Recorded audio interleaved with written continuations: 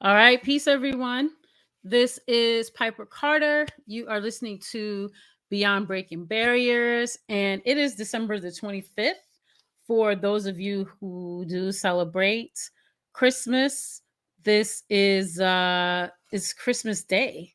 Um, yeah. So actually, before we get started, I'm gonna do a little double check on my technology because I have a great guest, and I want to make sure that we are able to hear and see our guests properly.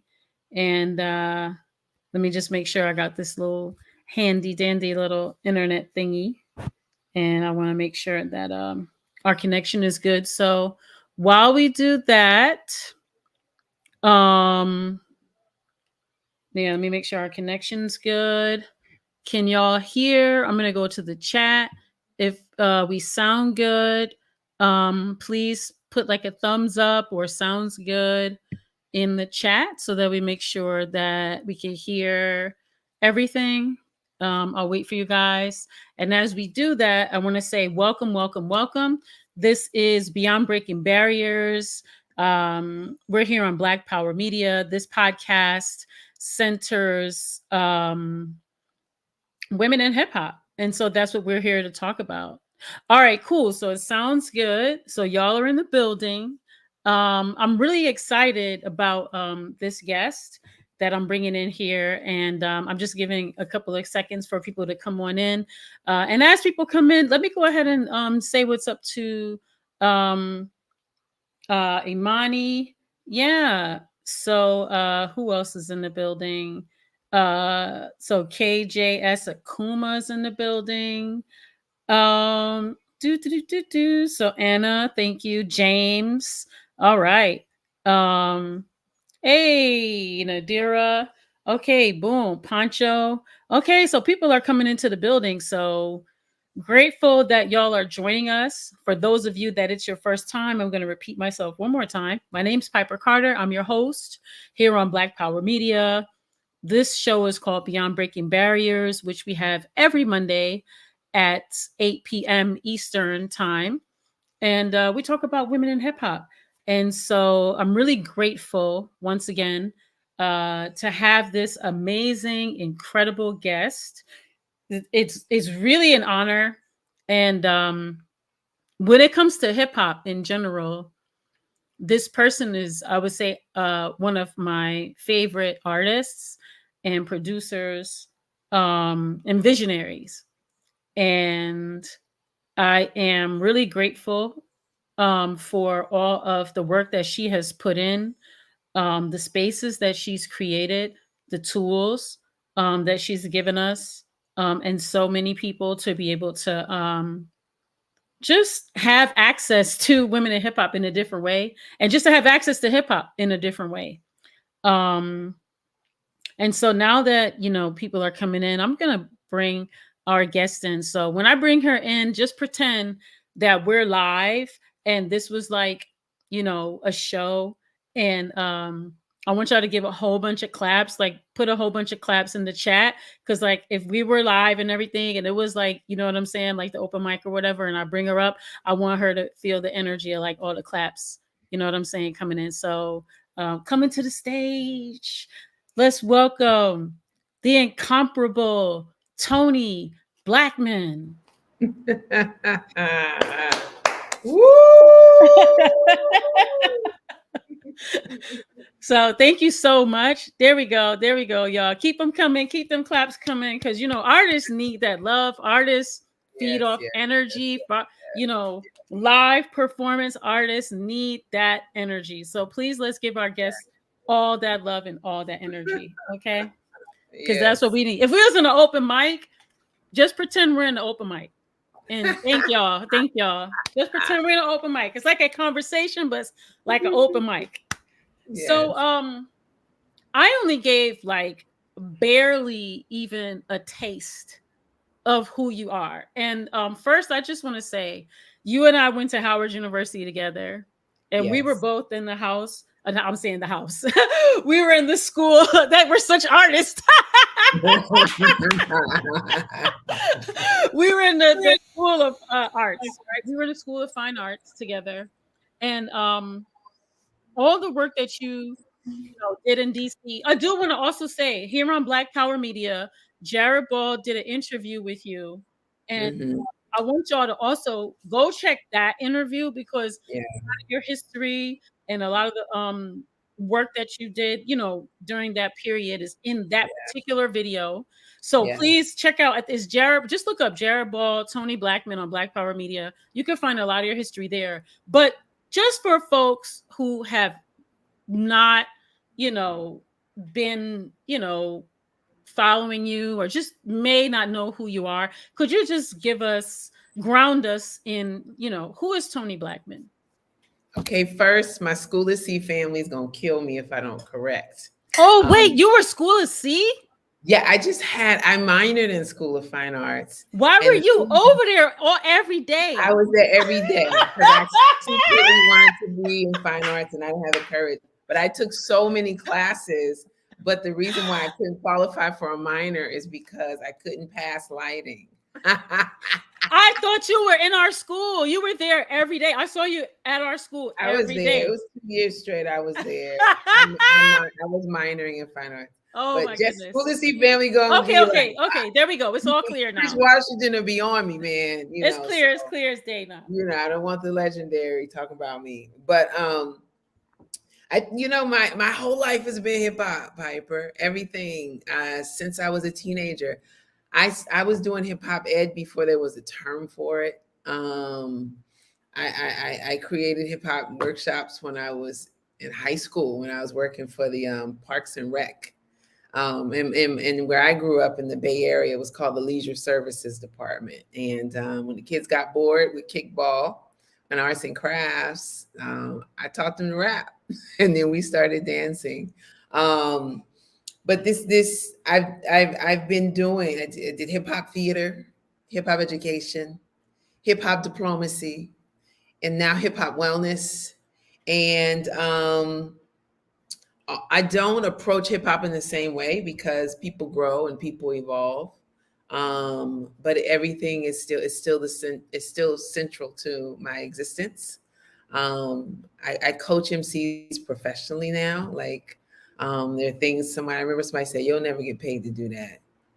And I ended up working on the crossover Kwame Alexander's Disney Plus show, which recently won an Emmy. I coached two A-list actors so that their delivery was expert in spoken word, but they also became master freestylers. And I pride myself on being an MC as much as I do a master teacher.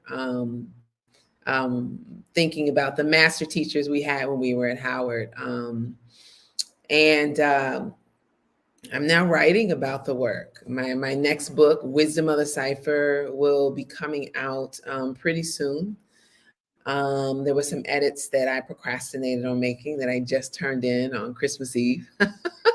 And so hopefully it can be out by Black History Month, but we'll see.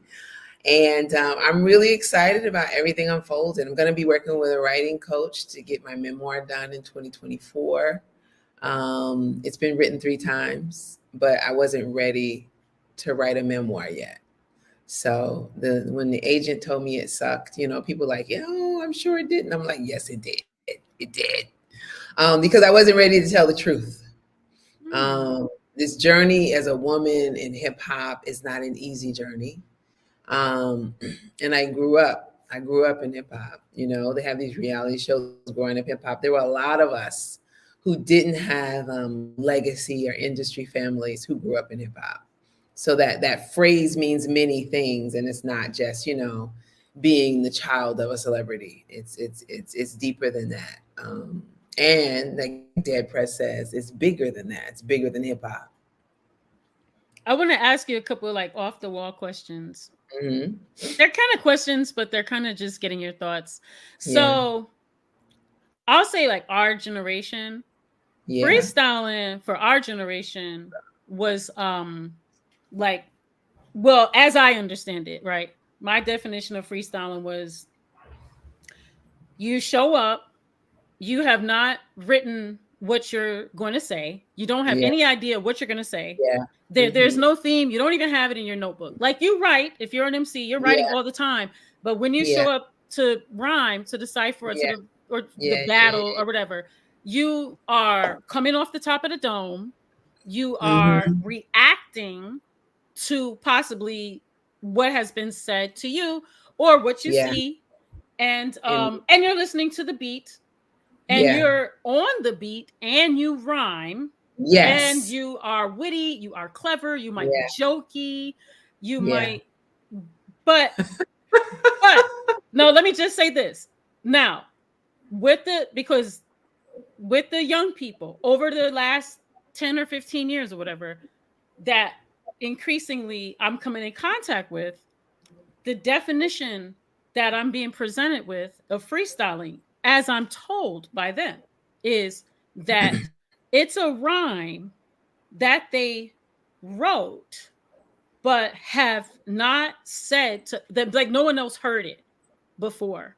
And so to Yeah. them, when they're saying a rhyme that they've recited or memorized or they've written, when they Yeah. say it in front of people, it's a freestyle. The other thing that I'm a little confused about is some of the young people also say to me that even if they wrote it, and even if they've said it before, and even if all their friends are like coming in on the funny parts, Hmm. it's still a freestyle because Yeah. they didn't say it here at this space before. So, Yeah. can you help me understand what is your, when you're saying freestyle, what are you talking about?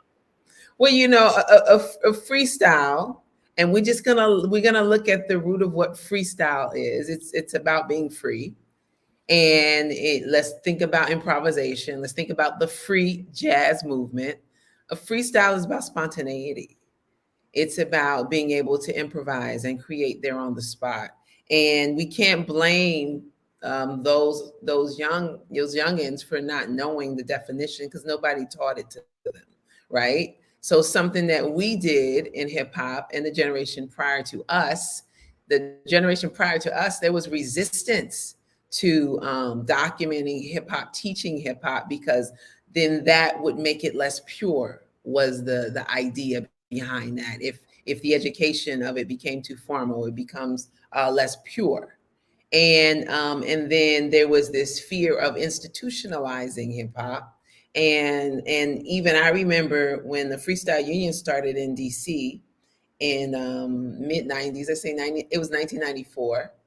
It'll be 30 years anniversary in February of 2024.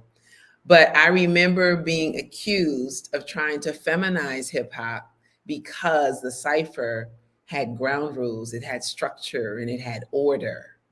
And so attaching order to it was also seen as something wrong because it wasn't going to be free anymore. And I think that we have to be accountable and be responsible for the way things are right now. So it's not completely their fault that they don't know what a freestyle is.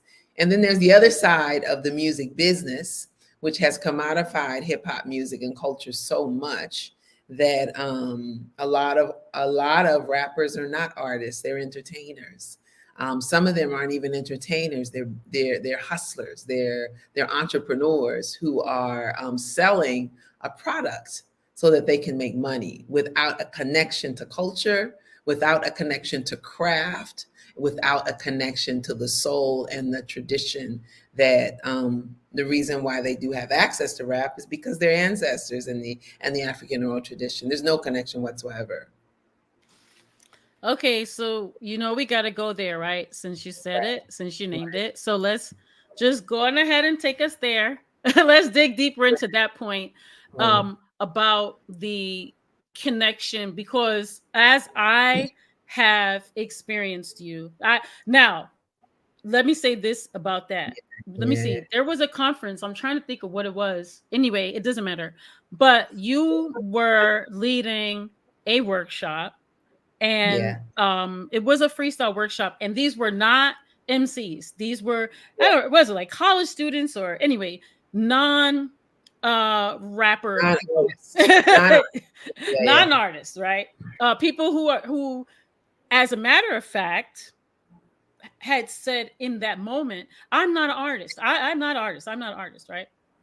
And you gave a very wonderful historical contextual anecdote about that connection, right? Uh-huh. The Mhm. connection of um the spiritual connection of Yeah. just being free and allowing oneself to connect to oneself so that one can express oneself.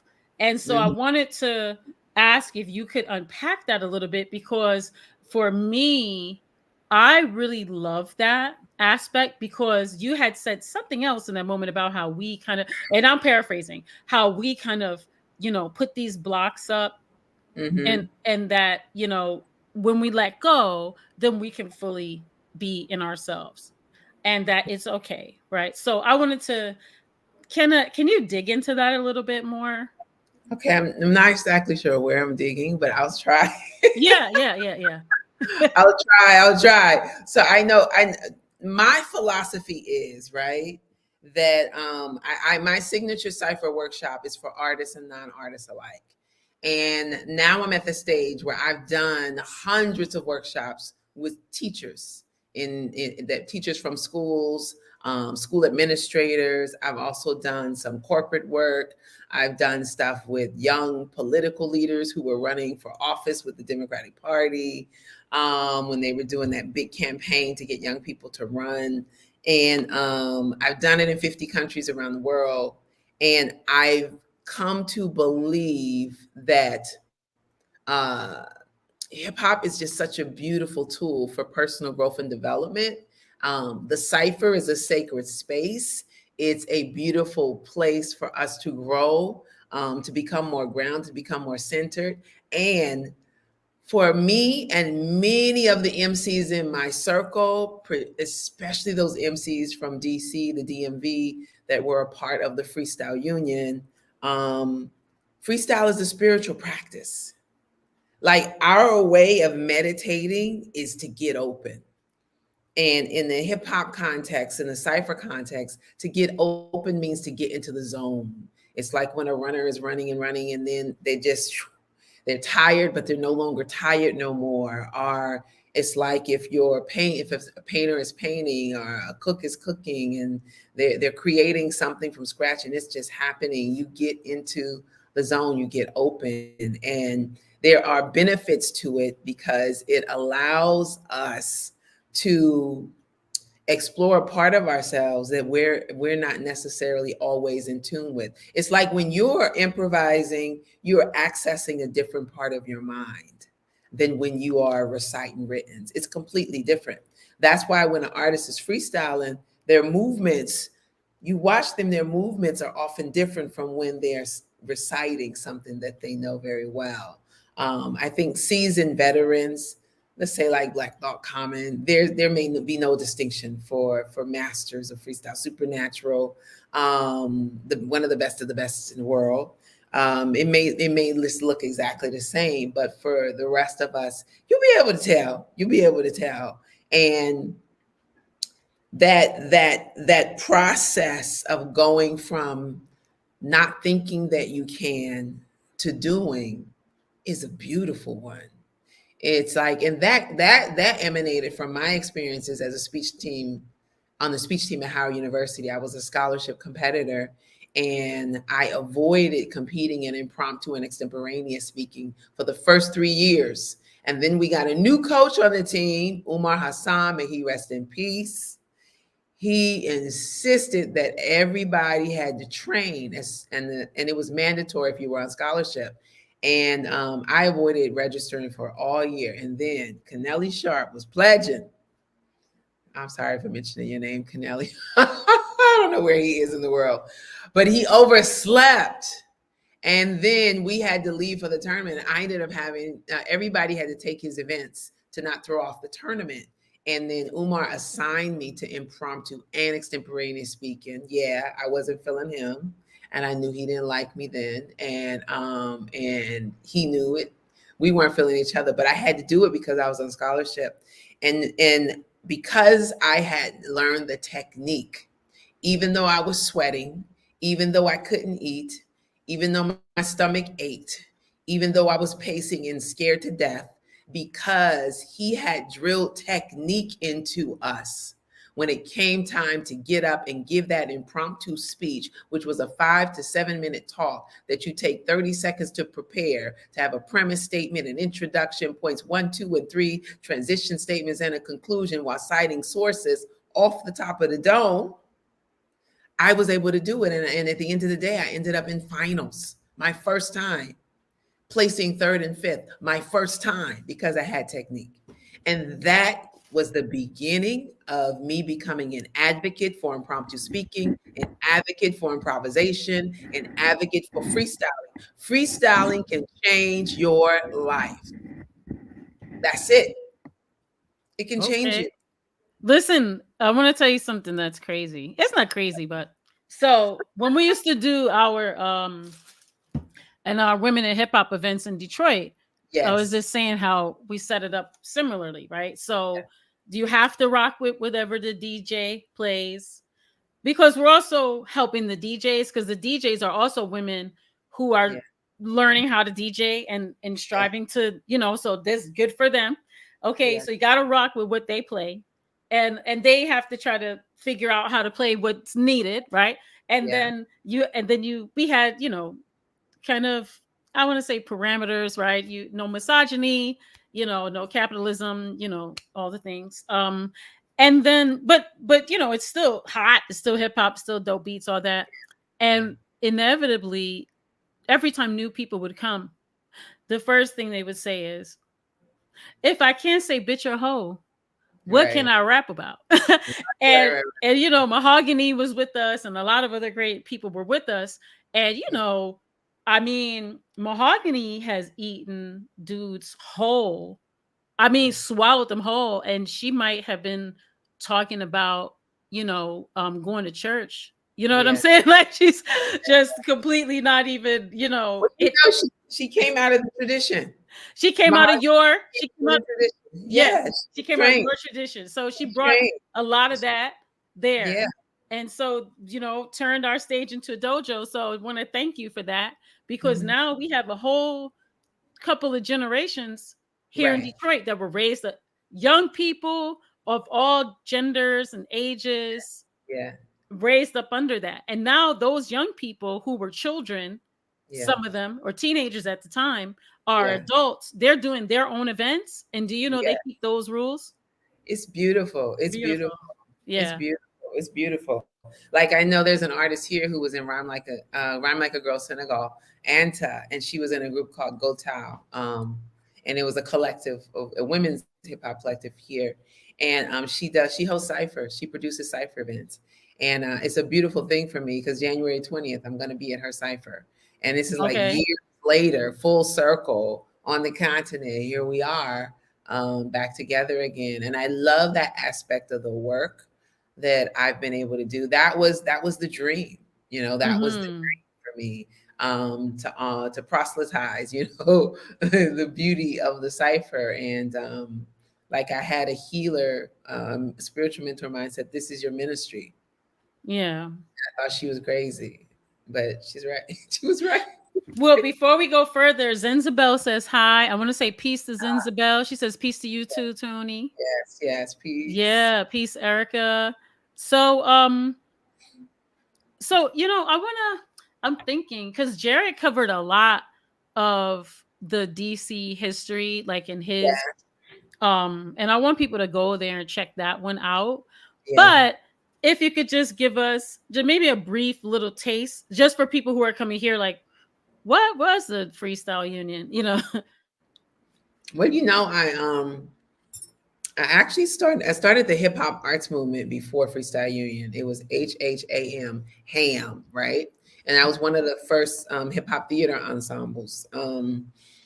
But in the midst of the ensemble, I remember feeling like I was doing too much. I was too young and not mature enough to manage that. I didn't know, things moved really fast. We had opportunities that were bigger than I could even think about. And I realized I went to Ethelbert Miller, who was in a cultural archivist at Howard and a legendary, globally respected poet. And he mentored to many, many artists and writers. And I sat with him, stressed out, and he told me, you need to focus. You need to choose something to focus on. And I ended up choosing performance. And so the Freestyle Union came about because I wanted to be a better MC. And then I wanted to learn how to freestyle. I wanted to master it. And what do you do when you want to get better at something? You surround yourself with people who are better than you, who are doper than you. And that was the goal. That was it. It was that simple. It started out with like 7 of us sitting in a space in Southeast DC. Kenny Carroll had found a space because we were at State of the Union in DC, but the 2 drink minimum was not being met because when MCs come together, they don't drink. They don't even smoke. Like it's just like it's rhyme time. And so we had to find an art space, and thank God for Kenny Carroll. He was always looking out for me and my work. And that's how it happened. And it just grew and grew and grew, Piper. Like this was divine order. This was ancestral work because what I did was show up. I answered the call, and then things just kind of kept bigger and bigger and bigger to the point where it was like 150 people there by word of mouth, where the radio stations were coming, the record labels wanted to be down, like all of these things were happening, and it started to get bigger and bigger and bigger. And it exploded at one point, it imploded, because in a market like DC, it's a small pond, and it can be really challenging functioning in small ponds where everybody wants a piece of the pie right now. And it's one of the things that happens in collectives. They say the life of a collective is anywhere from 3 to 7 years. And yes, I was a nerd. Yes, I had studied all of this stuff, probably cutting class in undergrad, going to Moreland Spingarn Center, and when I was studying these workshops. And I feel very blessed because I had a mentor. Mentors are really important, especially when you're a pioneer, especially when you're doing work that you can't research because you're figuring it out. Melissa Bradley, who is a social entrepreneurial genius, one of the thought leaders, inventors. But Melissa pulled me up and a couple other folks, and they started to hold my hand. And they helped me apply for fellowship. And that's how I ended up getting an Echo and Green Fellowship, which supported the work. And then Kim Chan was in the art scene. Her and Katia Stitt and Christina King were in the arts, and they helped me get some gigs and funding to give Freestyle Union artists more experiences and to learn more. And now, throughout the years later, so many Freestyle Union MCs have worked as teaching artists. It's crazy. And so many of the artists have evolved into these beautiful human beings. And it's because there was that foundation of a collective.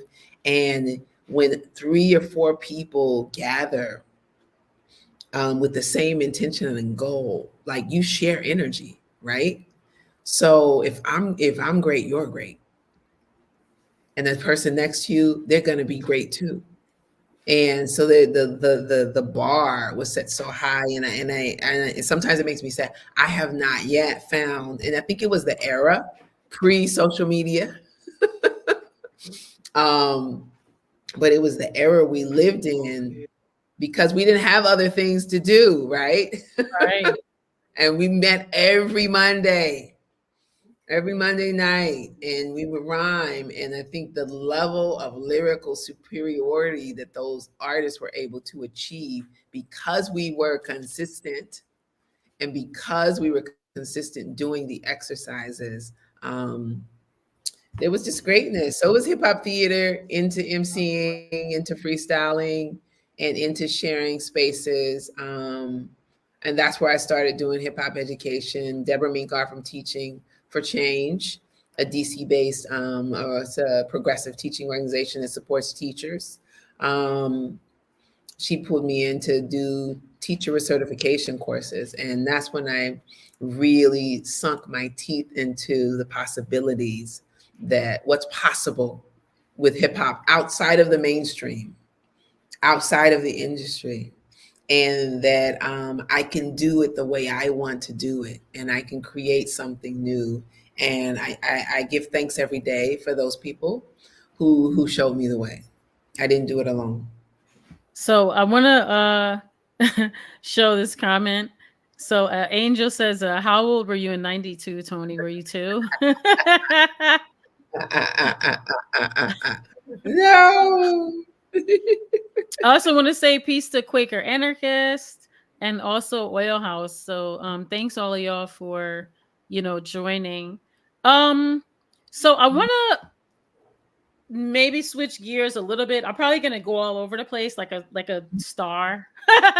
But so I want to kind of, cuz the conversation that I want to have is around the intersection of healing and hip hop, which I feel Yeah. for me, Hmm.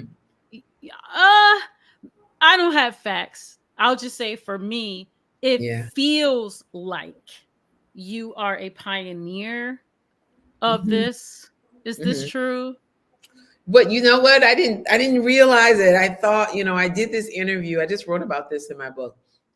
I did this interview, a podcast interview. Pamela Mitchell had this podcast, and I was in DC for our homecoming, and she says, "You're going to be in town. Come to the studio." So I went to the studio to record with her, and Boogeyman Ghost, one of the MCs from Freestyle Union, was there in the studio. And she was asking me all these questions about the hip hop meditation and the mindfulness and the lyrical meditation stuff I was doing. And Boogeyman Ghost gave me a ride to where I was staying. And he was like, "Wait, why? I don't know what you was talking about up in there, shorty. Like, I don't know, because you've been doing this." He's like, "I was 14 coming up in the Cipher, and you was talking about vibe, vibe, vibe. You was talking about take a breath. You was talking about get centered.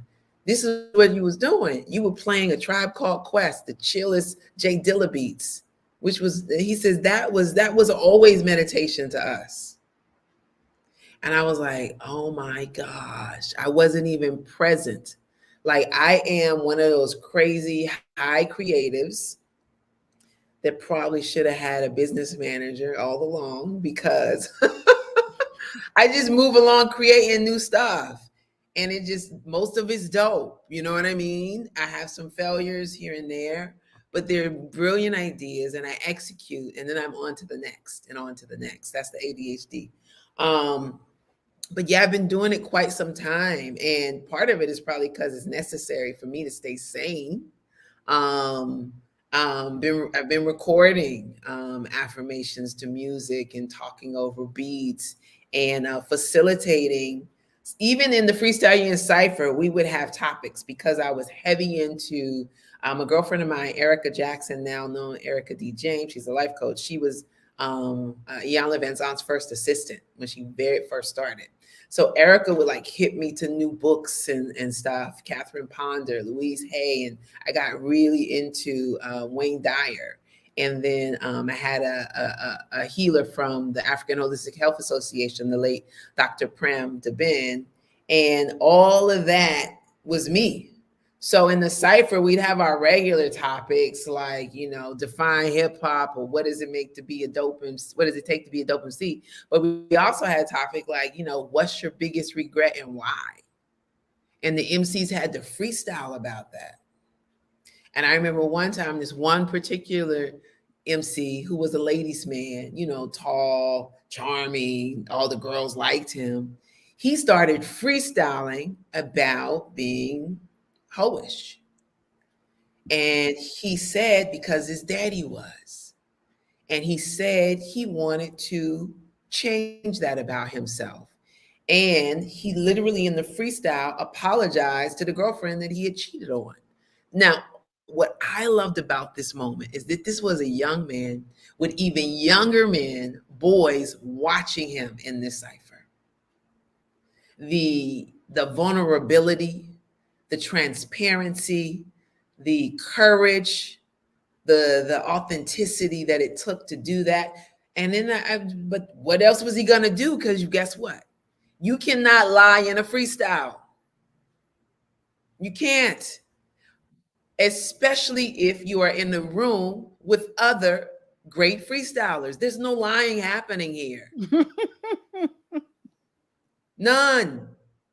You can only freestyle about being dope for so many bars. Then you got to get real. And in my cipher, this is why I use topics. We do introductions every time you introduce yourself, because who you are today is not who you were last time, or at least you should not be. And then we do vocabulary building exercises, and then we go into topics, analyzing proverbs, taking words out the dictionary, 4-bar bounce. Like we had about 50 different freestyle exercises, and that forced growth and elevation. And my theory as a young woman, and I wish I would have had mentors who could see the hip hop vision. They just couldn't get it yet. I was ahead of my time because my theory was correct, is that if you provide structure and some exercise to help the artist become more creative, the need for aggressive lyrics, the need to demean women melts away without you having to preach. Yeah. They gain confidence around honoring their truth. They gain courage to try new things. They learn how to tell stories. So that means you could tell a story about the water crisis and kill it and rock a whole crowd. Yeah. You wouldn't have to like go for cheap lyrics about, the car you got, the car you drive, how many women you slept with or whatever. You wouldn't have to go there. And if it did slip in, it would be purely for as a poetic device. Like the use of MF would be a poetic device, right? As opposed to the cat that says it every other line. Mm-hmm. They have no vocabulary and they Mm-hmm. can't tell stories and they can't really rap. Yeah. I want to say your theory is correct because your theory is a method, and it's the method we used. Yeah. And the method worked Yes. in our, so and it works. Yeah. So what is it? I'm a client. But so now let's go to, so you talked about the lyrical meditation cipher. Yeah. Um can you help us understand like how this contributes to like mental health, personal growth, um you know, all the things? Well, it's funny. So I ended up calling the podcast Lyrical Meditation Cipher Podcast. So that evolved during the pandemic. We started that on Clubhouse, and now it's our podcast. We're moving into season 2, early 2024. But initially the Lyrical Meditation Ciphers were in New York with MCs, and I remember one time we were in the cipher. It was about 15, maybe 18 MCs. And I said we were going to do some lyrical meditation exercises. And I put the music on. It was one of those beats that kind of like had like that backward skip in it. And it was just a vibe that will make you want to nod your head where you rocking back and forth like this. I don't know the musical terms for that, but people, it was one of those beats. And when I looked up, half of the group was sitting in a meditational pose, like eyes closed, breathe in. And I didn't ask them to do that. There were no instructions. They just instinctively did it. And that's when I knew hip hop is ready for lyrical meditation, right? These were cats from the Bronx, Queens, Newark, like just regular MCs, from New York. And I was like, okay. And they were young, right? And so the idea is to take topics you would discuss in a mindfulness workshop or in a wellness group or in group therapy, and you freestyle about them. And you center yourself on it, personal growth and development issues. Um, you know, um, What is, what's your wrap your affirmation, freestyle your affirmation. Where is it, where do you need self-improvement? What's your strength? What's your weakness? How are you gonna get better? How can you affirm what's great about who you are? What's your dream and your vision for your life? Where do you see yourself in the next 5 years? What is it that you want to create? How do you want to heal your relationships? um, do you want to manifest your life partner, and how you're going to do? But every conversation people have, we would have anyway, or you might read a book about, we rapped about it. And because it was dope MCs, it was dope. I want to say it is dope because I got a couple of your projects and they are affirmation mixtapes. Yeah.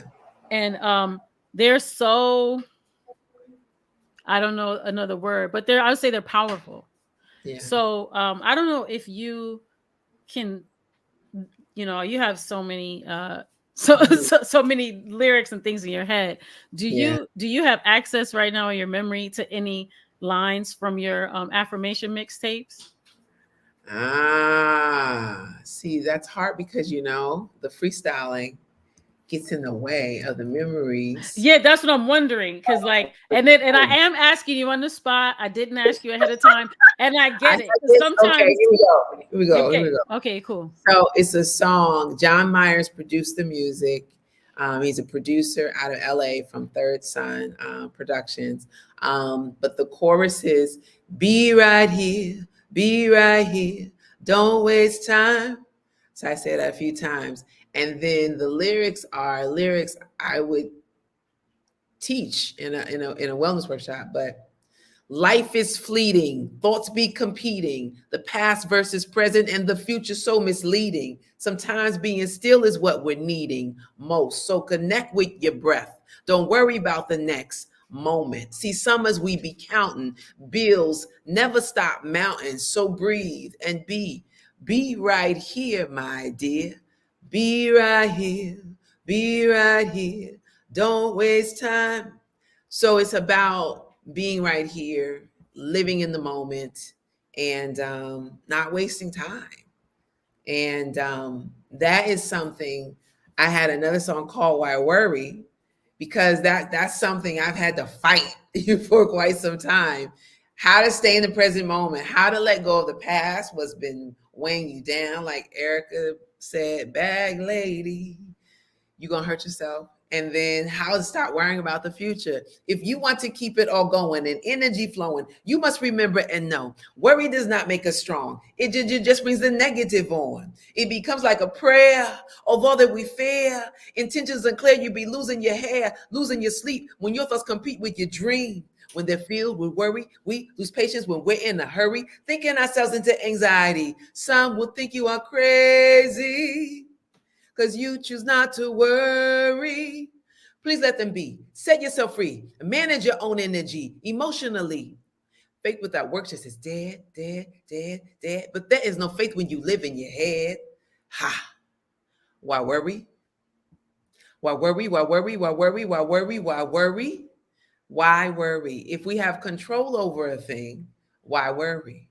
If we don't have control over a thing, why worry? Okay, so that's the sample from two. Okay, boom. So remember, y'all, we're at open mic. So please put all the hearts, love, claps in the chat. Put all the claps in the chat because we're at the open mic. And thank you for that. Thank you for that. The kids would call that a freestyle. Okay, sorry, that was kind of shady, but yeah, no, no, but that was dope. That was dope. Now I'm gonna tell you that really supported me because it really got me through.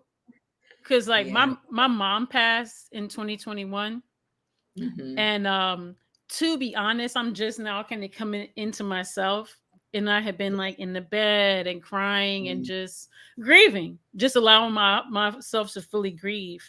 And I just want to share that I have attended your Sunday clubhouse ciphers. I have listened to your um affirmation mixtape, and Uh-huh. as a woman in hip hop is my language, if that makes sense. So it really helped me access a lot of healing that I really needed. So thank you for that. Oh, thank you, thank you. Yeah, thank you for that. And so I guess another thing too that I really had been thinking about, Mm-hmm. in 2016, Keith Tucker had who created his organization is called Hip Hop is Green, and Yeah. he had health and wellness Mm-hmm. established as the official 10th element of hip hop. Mm-hmm. And it just makes me think that, like you said before, you've been on this road, on this trajectory, the Mm-hmm. whole time.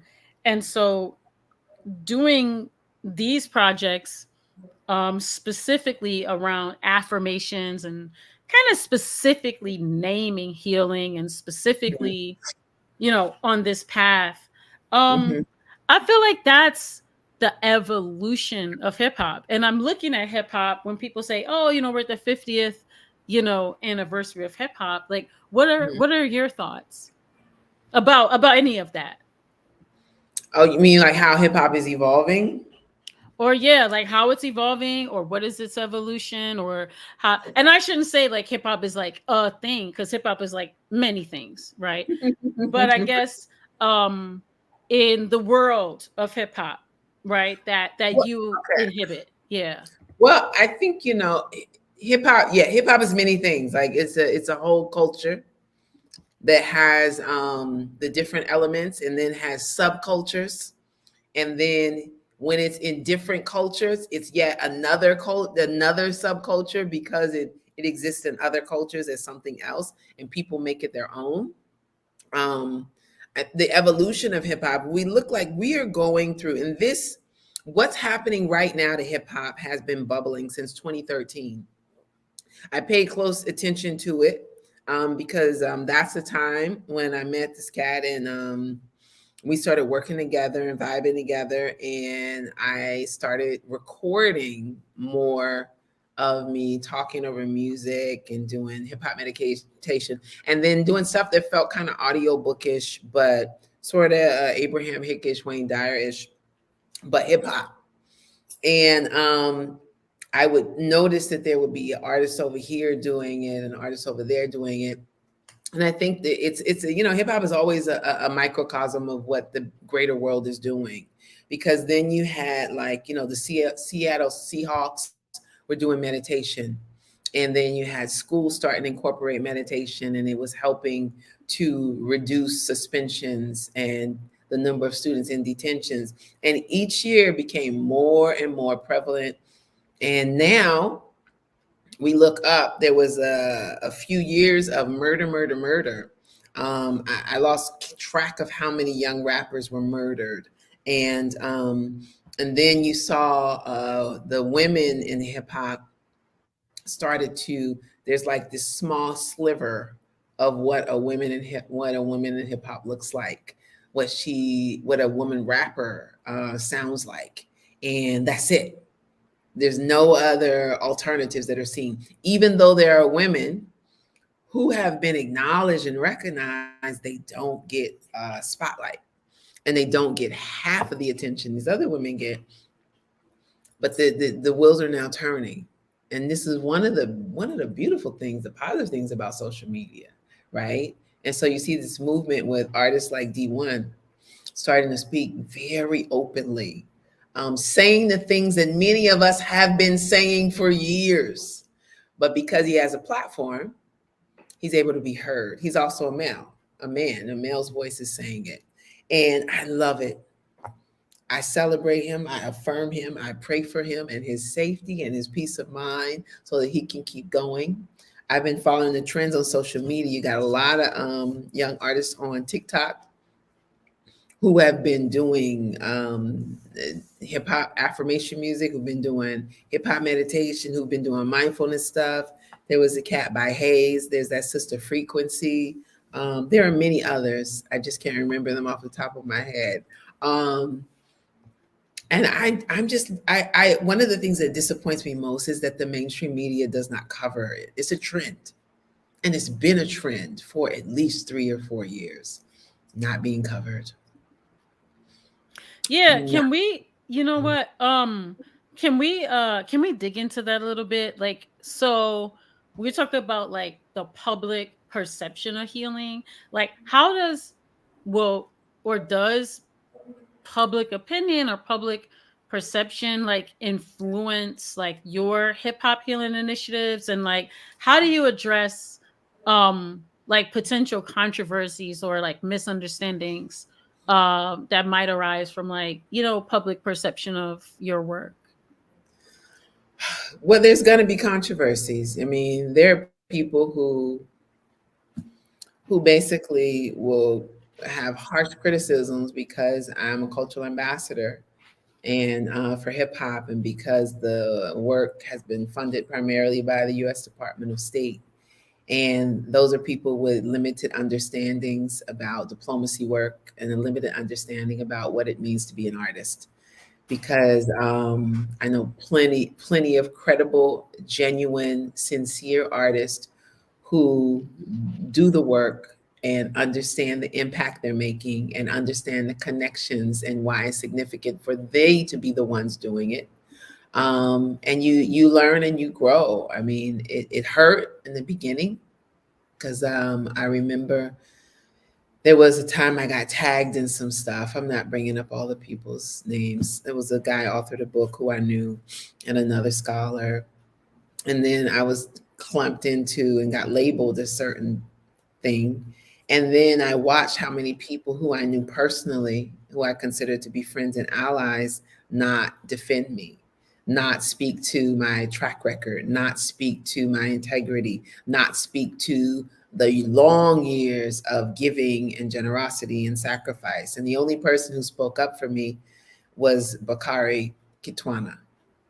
And I'll never forget that, because it was a real lesson in popularity. And once you, the more you become known, you become a target. And that even people who you think you think you're in alignment, you think they're friends. It was hard. That was a really hurtful time. Very stressful. Very stressful. I had a it was the whole thing, but it's a part of it's a part of the work. I sat with some publicist friends who went to Howard, and they said, "Yo, this is part of the work. People are always going to have something to say. The critics are going to be louder than everybody else, and you have to keep going." So on the other side, now in recent years, the meditation stuff, I've had some folks from the wellness community um, who, because, you know, there are rules. There's a way you're supposed to meditate. You're supposed to be in a certain position. You're supposed to do this. You're supposed to do that.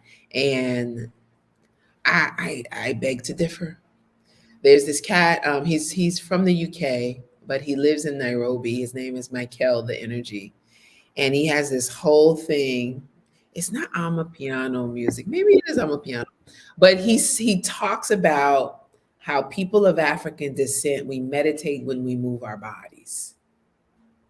Like that is a form of meditation. And like I can say to you honestly that when I freestyle, when I'm in a room full of good MCs and somebody is getting open, it doesn't even have to be me. It takes something off for you, and it forces you to be fully present in this current moment. And then once you start to spit, your energy shifts. And once it's complete, you walk out of that room feeling different, feeling changed. I remember countless times in a Freestyle Union Cipher where we would finish and some people would be sweating. And then they would stand outside the venue talking for another 2 hours. And you know what it reminded me of? Going to church with my grandma when I was a little girl. When they would catch the Holy Ghost, the organ would play, they would be screaming and hollering, people would be shouting and everything. And then afterwards, you'd be like, can we go eat? What y'all got to talk about now? Like, and it was the same thing, but it was hip hop. And unfortunately, we don't have the spaces anymore. And the people who know this don't have the time because the cost of living is too high. People are working all the time, and there's no space to cultivate community so that the younger generation can have this experience. Many of them don't even know what it feels like to get open. They don't know. They live and breathe hip hop, and these are the ones that are true to the culture. They live and breathe it, but they've never experienced being in a space, a hip hop space that is safe enough energetically to be able to get open. How sad is that? So when people have their critiques, it no longer bothers me anymore. Who cares? Right? Invite them to a cipher. And if I'm in my lower vibration, usually the critics, the loudest ones, they're not dope people anyway. They're not dope MCs. They're usually whack. And so they only go so loud. And then the whack dudes won't say so much because they're too afraid of a girl beating them in a battle. So I don't battle anymore. I haven't battled in over 20 years. But I talk my ish because I could stand my own. And if it needed to happen, I'd have somebody else battle you on my behalf. So, um, Okay, I have so many that's the hip questions. hop part of me. That's the hip hop part of me talking ish. I can't help it. I have so many questions, but I want to ask you this question, then I want to ask you my battle question after this Yeah. question. Okay. So you talked about your diplomacy, and Yeah. so I wanted to, can you address, I guess this is around like maybe the potential uh or maybe it's even a potential controversy, but of promoting healing and well-being through hip hop when engaging with regions or communities that are facing human rights concerns and conflicts. Yeah. Yeah. Well, here's the thing. People in high stress situations need stress relief. Period. So what do they have access to, right? They have access to themselves, their bodies, their mouths, their minds, their ideas, their hearts. When you give people the tools, right, to be able to function in community in the cipher, you give them access to freedom, to a space to be able to get free, even if it's temporarily, even if it's that relief temporarily. It's really, really important. It's important, especially creators. Creators have to be able to create. Otherwise, we're off balance, and imbalances lead to ill health. It leads to ill health mentally and physically. And so I don't see a conflict in that. I don't see a conflict in that. I don't see it. Yeah. No, thank you for that. So I guess a follow-up question would be um like, so in your work of hip hop healing, have you encountered challenges in bridging cultural divides and healing wounds between maybe individuals or communities from countries with I'll say opposing geopolitical interests? Yeah, I mean, honestly, I'm kind of like, Winter Marsalis, who doesn't like rap, but I try not to quote him too much because he just hip hop so much. But one of the things he talks about is when artists show up to do the work, you're focused on the art, you're focused on the music, you're focused on connection. Honestly, I remember being on the radio in South Africa, and I was there with the guy from the consulate. And I had done a lot in South Africa before. And at that time, I was very present in South Africa. It's been many years since I think there was like an 8-year period where I was always there. And someone called into the radio station, and this older man, in South Africa, you have the apartheid struggle. So a lot of people are really politicized. And a man called in and he asked on the radio, he says, "How dare you? You are educated. Black woman. Blick. He said, Blick woman. From Howard University, you have a master's degree. And he went on and on and on with his speech to say, how could I represent the United States of America and blah, blah, blah, blah, blah, blah. And so I said, I don't remember what I said to him, but I said something like, I said, I am here because the United States of America is my homeland. That is where I was born. That is where my ancestors were taken against their will. That is where my ancestors were enslaved. And that is where my ancestors got free. And my grandfather, who as a child picked cotton, who served in the military at a time when Black men could not walk through the front door, who worked at the steel mill for over 3 decades, hard labor, sun up to sundown. I come to South Africa for him. My ancestors built the United States of America. Who better to represent the country than than me? So would you prefer someone else who didn't have your best interest at heart, who had no connection to you, who had no love for you to be here? And so I had a longer speech, probably much more articulate. And because at that time I was really into this explaining and defending, but I don't explain myself anymore. I know the work that I do is valuable. I know it's worthy. And if anyone who questions me, just go to the people I've worked with. Go to the young people who are now adults, who have stories to tell. Go to the young people who are now adults organizing ciphers with 150 to 250 people showing up every time. Go to those folks. Go to those who say, you know, you changed my life. And so the conflict, the geopolitical conflict, I don't get involved in that. I get involved in the work. I show up as an artist and I do art. That's what I do. So I got another follow-up question to that. So, how do you ensure that your healing hip hop efforts or your hip hop healing efforts, I want to say maybe respect or maybe incorporate the, maybe is it called cultural sensitivities of diverse communities, you know, addressing any I would say potential controversies that might arise from like misunderstandings or Yeah, yeah. insensitivities?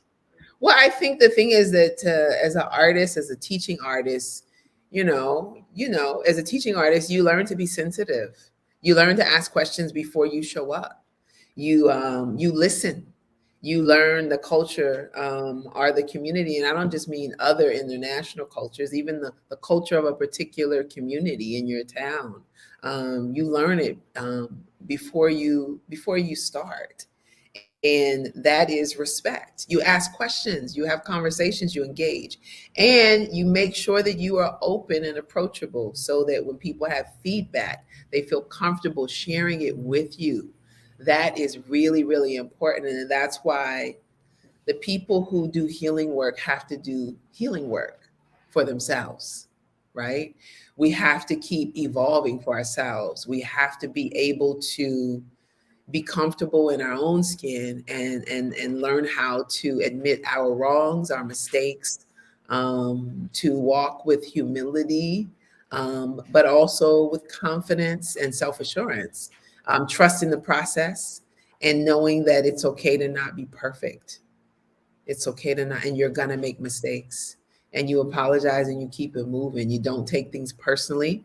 Because here's the thing, people are gonna be reactive.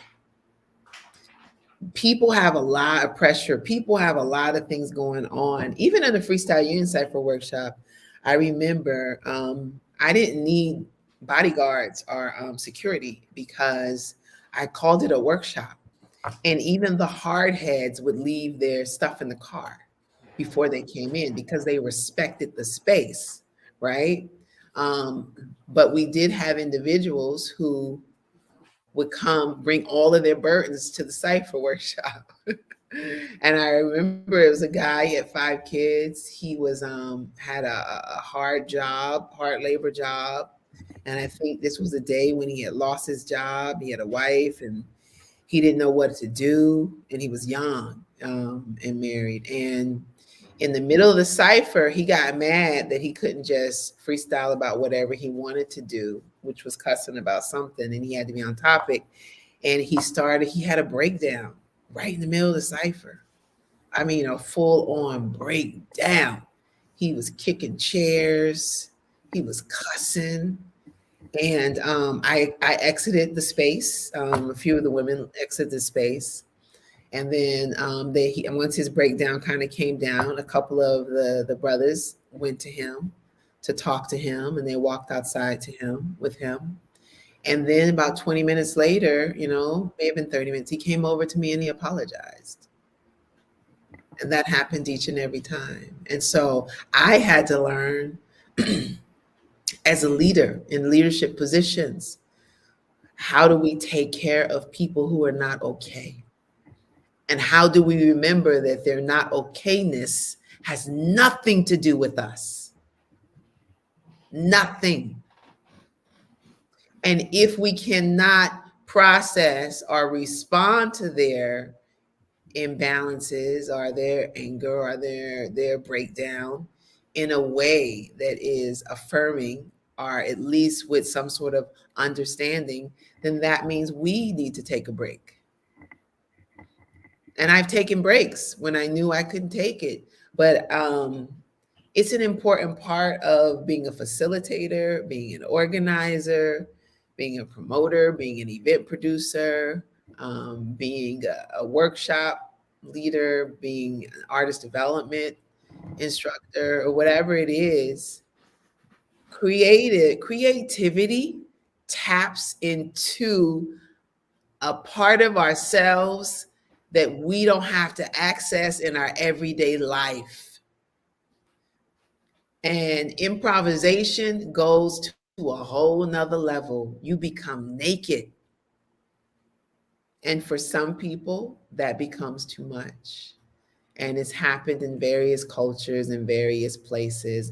And I've been doing this long enough to, it's not that deep anymore. Um, People are here. People are here because they need it. People want to be acknowledged. They want to be appreciated. They want to be supported. They want to know that they are loved. And that's one of the things missing from hip hop. It's missing from the music industry. It's missing from the music, and not just hip hop music, but all of the music. When the music becomes a commodity, so much so that we don't address humanity, we're living in a dangerous space. And that's not idealism. That's practical. That's me being practical. We exist here as humans together here on planet Earth. We need each other. That's not even deep. That's just common sense. And the people who act like that doesn't matter, just go back and Google the dead rappers, the ones who were murdered, the ones who killed themselves, the ones who were drugged out, the ones in toxic relationships, abusing themselves and abusing their partners, the ones having children that they shouldn't even be having babies, that are ruining another generation, damaging children, their children. Just go look at that. And then come back to me and tell me you don't understand why it's important. Man, we should just end the stream on that. But I got a couple more questions. You know what I really love too about what you just said? When we were doing the open mic, the no misogyny open mic, Yeah. we centered women, right? So anybody could come, but we centered women. And you said something that kind of like triggered my thought and my memory. Yeah. Every single week, some person that is a woman identified person, whether she was maybe 18 or 40, everything in between. There was always someone where it was like their first time, Yeah. and they would get on the mic, and then we would encourage them, and everyone would support them, and they would be great. It would be like Yeah. their and they'd be amazing. And then they would like run off the stage in tears and like run outside and just have this whole breakdown. And we used to call it the Holy Ghost. But I mean, you just reminded me that about how necessary um being able to have access to your thoughts, your emotions fully and completely, and I don't want to say having permission, but I don't know It's another way to put it. giving But yourself permission. It's giving permission. giving yourself permission, It's just how giving your, necessary that is. it's giving yourself permission. And guess what? Most people don't. Mm. They don't. They don't. They don't. And this is how, I've done a lot of workshops. And this is how, and this with non-artists. And this is why the work for me seems so simple, so basic. Like I got a critique. I think it was Linda Treadway and Deborah Minkar, my educational mentors, with working in education. And some grad students came to critique my workshop once. And I just remember looking at, I got all these specifics to the critiques and whatever, but each of them agreed about how profound the impact is, not because of something deep, but because this basic human need to free up yourself and to be connected to your own thoughts, to be present to your own feelings, and to feel safe enough to express them. And it's really sad. And you think about, I think about the freedom that being a creative gives me. I think about the peace that I get from being in a cipher. I think about the stress that I'm able to relieve in that space, and how many people have never experienced that, and how sad that is, and how many people who used to be feed off of that, but because, well, I got a wife now, I can't do that. Girl, I got a son now, I can't do that. Well, I'm a pastor now, I can't do that. Why can't you? Why can't you? That's what I learned. The Freestyle Union had everybody. It had the students from Howard and College Park. It had the white skateboarders with purple hair from Virginia. It had the brothers from 21st in Vietnam, and a section of DC around the way. It had a lawyer would come, an architect, the postal service man, like all of these people, an elder poet. A couple people brought their kids all the time because they didn't have a babysitter, and all of that. That is hip hop. Mm-hmm.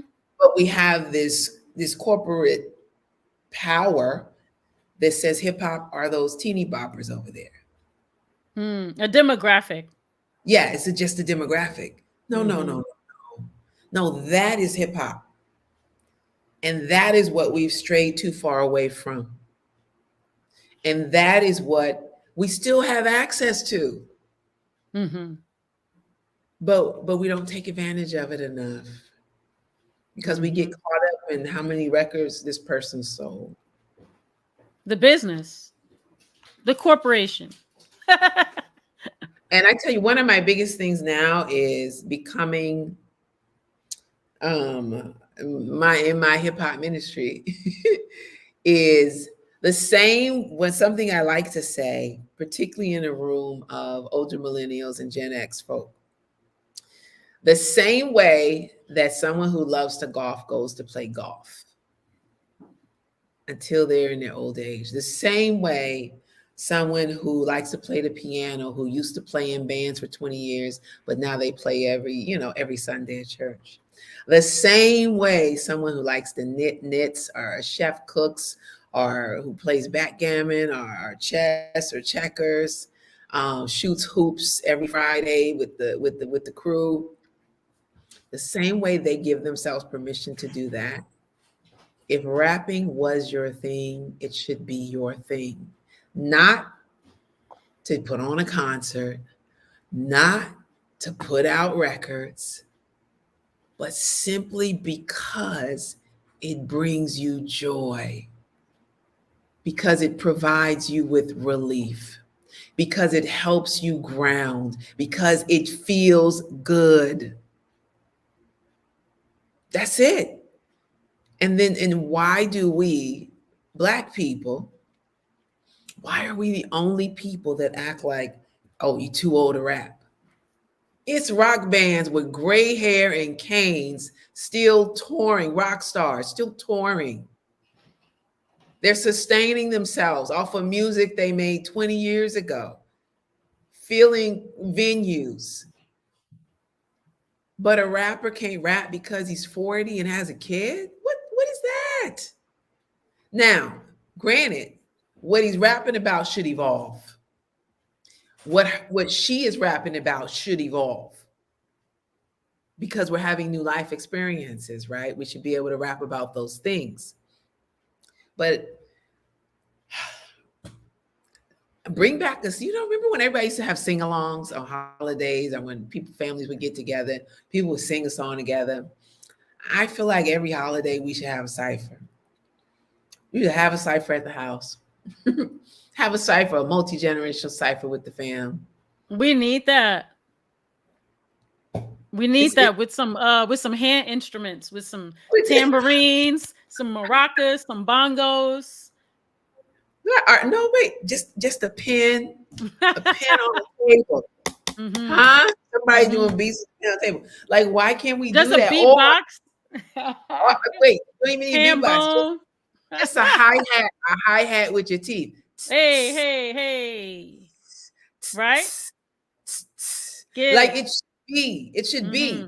But I don't know what happened to us. We have let go so much of our culture and our traditions in the name of the dollar.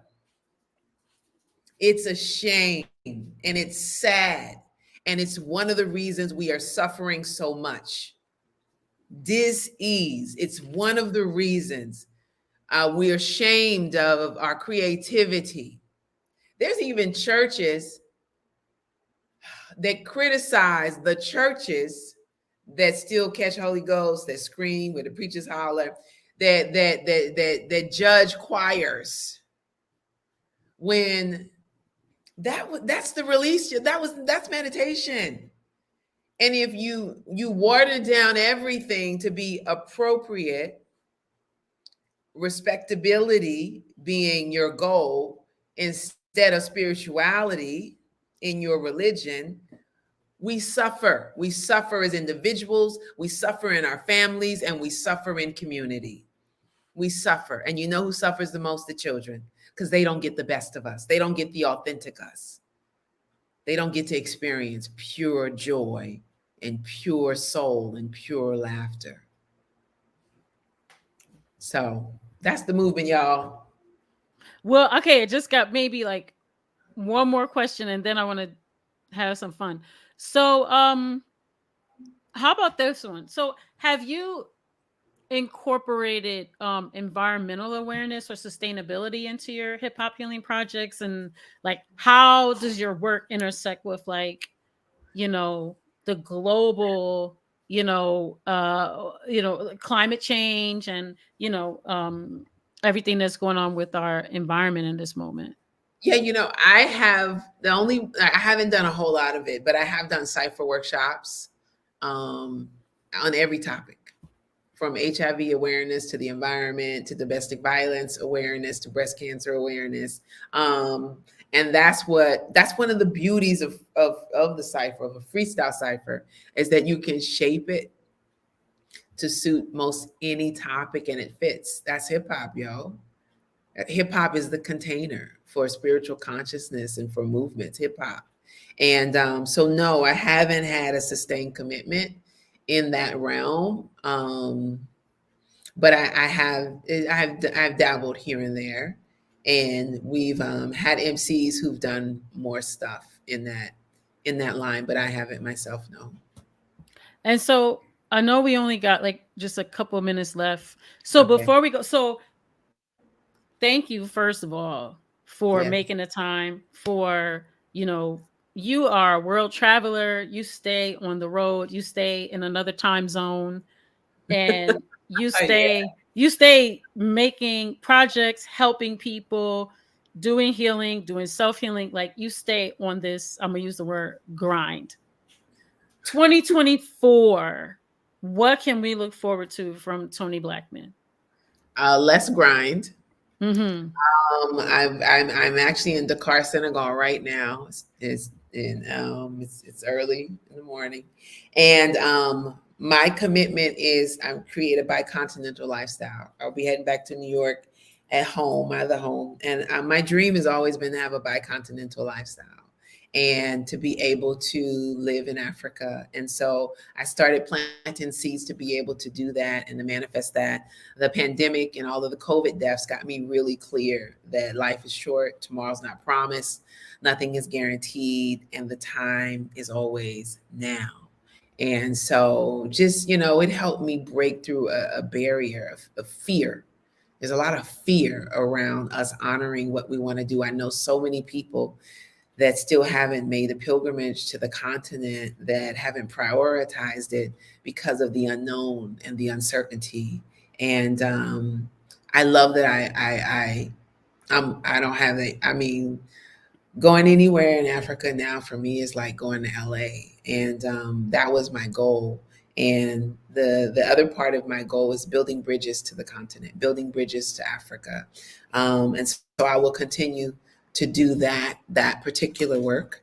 I have collaborations with a spiritual singer here in Senegal named Kader Kara. We have an EP that we did together, and he's an Islamic spiritual singer.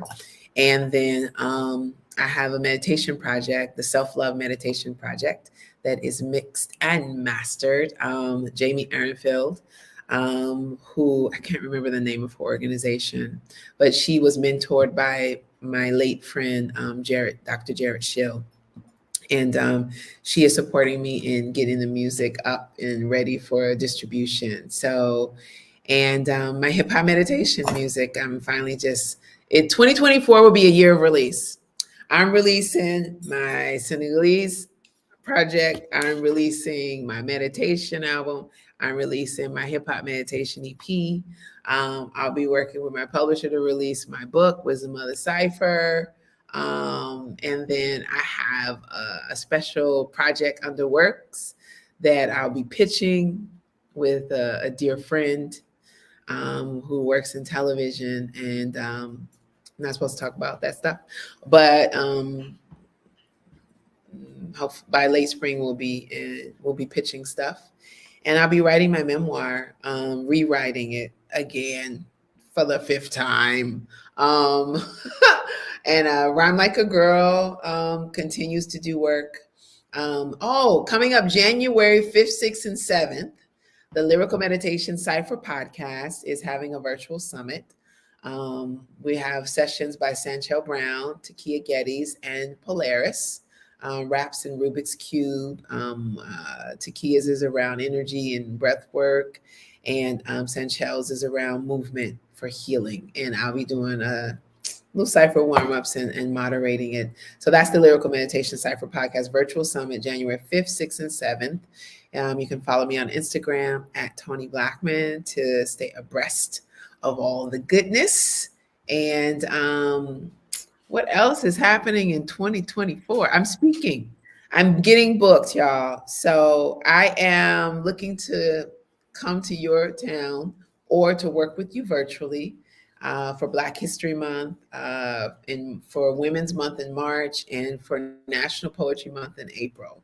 So if you're interested in booking me, if you have somebody you want to send my media kit to or connect with, just send me a message, and either myself or my assistant will get you what you need. I welcome. I'm requesting your support. Anybody who watches this, I need support at this time as I transition out of, let's say, Save the World, Toni.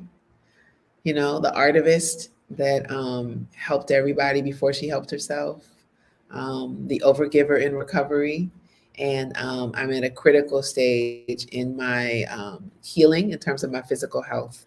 And then also in terms of my professional growth as an artist myself. Yes. And if you need coaching, holla. Public speaking, freestyling, performance, spoken word rap, media training. Those are my natural gifts that I've done, been doing that on the side for 30 years. So right now, I'm an artist full time, and your girl needs to work. But I'm grinding less, baby. No more grinding.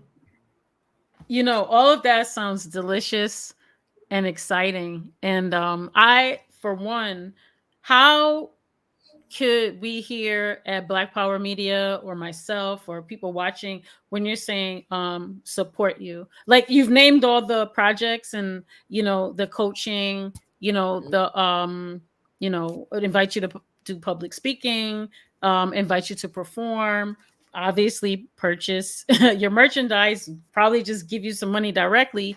But so yeah, are those the ways? Are there other ways?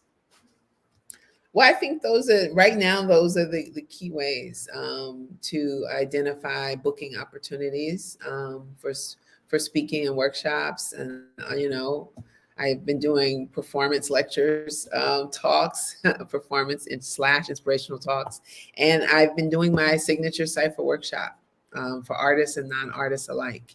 And I still get high off of the workshops. I can't believe I've been developing this same workshop for 25 years and I still love it. And it keeps getting better and better because I'm growing. As I grow and I heal, I'm more perceptive, I'm more intuitive, and I'm more confident. I trust myself and I trust my process because I know it works. So I'm excited about those things. And yeah, that's it. So thank you once again, Toni Blackman. You have been wonderful. Everyone in the chat has just been saying how great this is and how useful it Oh, is. So this yeah. is very exciting. And I know myself, I'm gonna definitely be tapping in to Mhm. support you and also connect, because I just really love everything that you're doing. I just think you're so amazing. What I just have to say, I told you before, but I'm gonna just say it on record. When Yes. I created this podcast, you are one of the people that I was like, I want to make a podcast to where when I bring Toni Blackman on there like multiple times, we can have all these conversations about women in hip hop that Uh-huh. we've Mhm. always been having about women in hip Yeah. hop, but that we can have in public, and that Yes. we can share, because there Yeah. are so many conversations about women in hip hop that really don't have anything to do with us. And so I just want to thank you for being the inspiration, for doing all the work. And you've named that, you're working now to do more internal, work on self. But I just want to give you so much gratitude for all you have done over the Yeah. years, just pouring into everyone. So I just want to say thank you so much. Give thanks, give thanks. Yeah, this has been an interesting year. A lot of challenge, a lot of death, a lot of loss, and at the same time, a very beautiful year. Rhyme Like a Girl did a tour, diplomacy tour, Botswana, Cameroon, Equatorial Guinea in March. And when we got to Cameroon in hip hop's 50th year, that was my 50th country. And so it's a very special time for me because my dream when I left DC July of 2000 was I wanted to see the world. And a lot of those, I had only been to London before then and to Johannesburg. And now there was 48 more countries since I said that, since I claimed that. And so I'm kind of good on trips, random trips. At this point in my life, there are a few more places I would like to go, like Cuba. But You gotta come to Detroit. Yes, yes. I Right? We're gotta, Oakland's cousin. That's Oakland's cousin. yeah, I gotta come back. Gotta come back to the D. But yeah, so I am pleased. I am excited as the year closes. I'm having some humbling moments, um, and I am still learning, still growing, and I am grateful to be alive.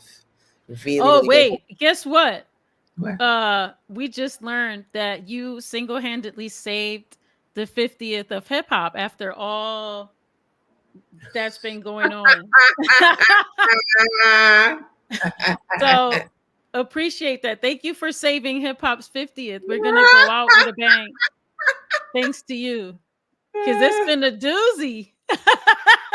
It has been a doozy, you know. Yeah, the hip hop 50th rap fest. Yeah, Yeah, but you know what? It's Age of Aquarius. All yeah, information is exposed. Cleaning house. yeah, And you know how grandma would get with the scrub brush and get in the yeah, corners and clean out and yeah, clean down in between yeah, the tile? That's what's yeah, happening right now. yeah, yeah. No, it's real. It's real. No, and I just I deleted 40,000. No, 4,000. No, 40. Yeah, was it 40? Yeah, 40,000 emails yesterday. I deleted Wow. 40,000 emails yesterday. So I got about 50,000 more to go. Mm. Then I'm on the pictures and videos on my phone. And then I'm cleaning out my office, which has become a storage room. Like I'm just in this space of let's get ready, let's get prepared. Mm-hmm. Um, To I'm receive. to receive. I'm planning to do a 1 day water fast, followed by Okay. a few days of juice fasting. So I'm preparing myself for that, and just getting prepared to heal. I have some doctor's appointments coming up, and so I'm walking in faith, and Mm-hmm. I'm boxing. I'm gonna Okay. box him 2 to 3 So times. hey, don't walk up on Tony Blackman. Jab, right hook. What? Okay. So I'm Yeah. in this space, man, and it's like it is imperative that we hip hop heads stop complaining and focus on the good. There's so much good, and identify the ways that we can promote the good, support the good, push the good, and affirm the good. There's so much available to us. I mean, every time you hear a whack song or some song with some raggedy lyrics um, that are destructive, cleanse your mind and your ears, and then go find something better because it exists. So go on TonyBlackman.com. It's not there. The music's not there yet, Okay, okay. but it's coming. But Okay. but share something else. There's so many Mm-hmm. dope artists on I mean, social media. Sa Rock. I mean, there's so many Dope people. artists, man, right now. There's so many. It's a long list. And there's It's like a lot of young people on Instagram that just come up on correct. my feed. And I'm just No, like, ooh, I ooh, said ooh, I wanted ooh. to do something, to spotlight, to organize. And I'm just, instead of complaining about mainstream media, to just, promote who I like, to Mm-hmm. just start talking up. This is what I'm listening to this week. Y'all need to check it out. And we have to begin to do that. And that's how we're going to preserve the music. That's how we're going to preserve the culture.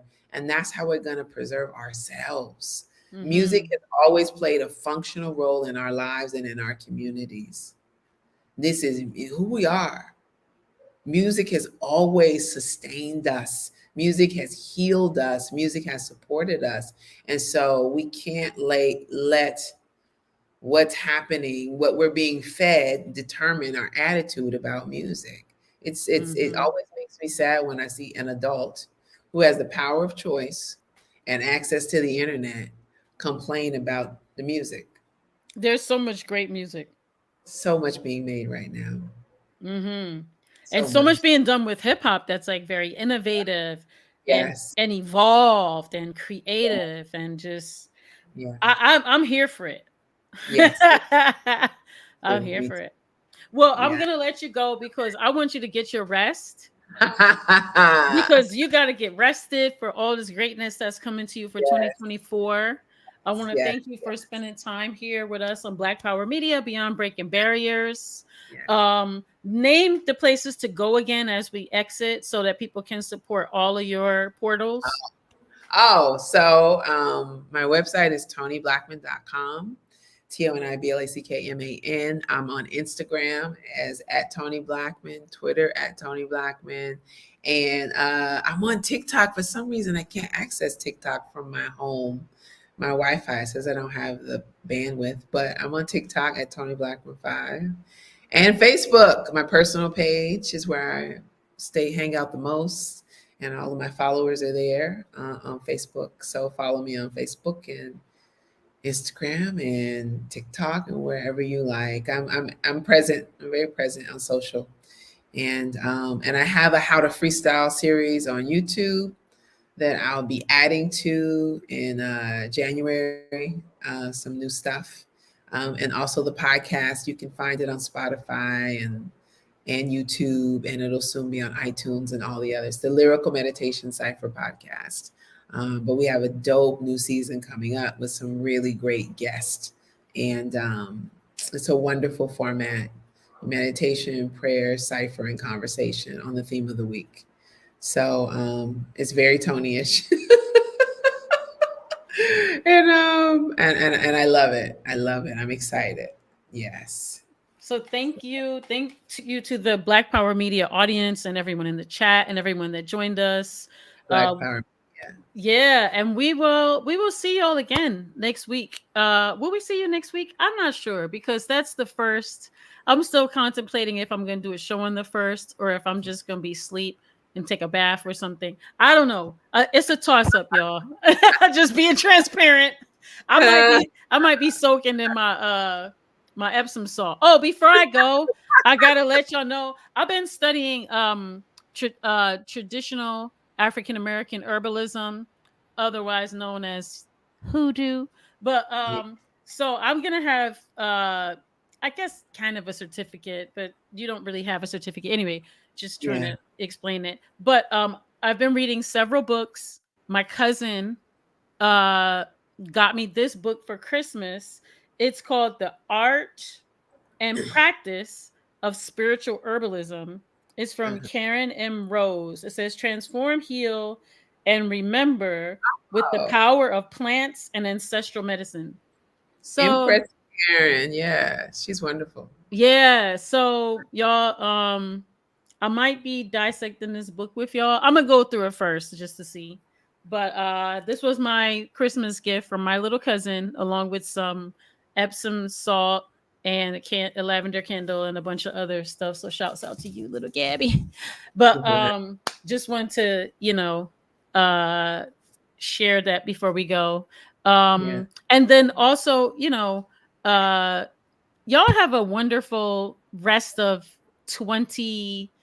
2023 in case I don't see y'all before 2024 because I may or may not see you before then. We'll see, but just in case, I'm gonna sign off for 2023 and send y'all many blessings to the whole, even the atheists. I'm gonna send everyone all the blessings and love to everyone here, Black Power Media, happy 2023. And Toni, you have made my millennium, first of all, being on this show because I manifested it. I reached out to you, but I Yes. also manifested it because I wrote it. This is what's gonna happen. And you thank you. So salute to you, salute to For everyone. having me. Thank you Yeah. for All right, y'all. Okay, peace, everyone.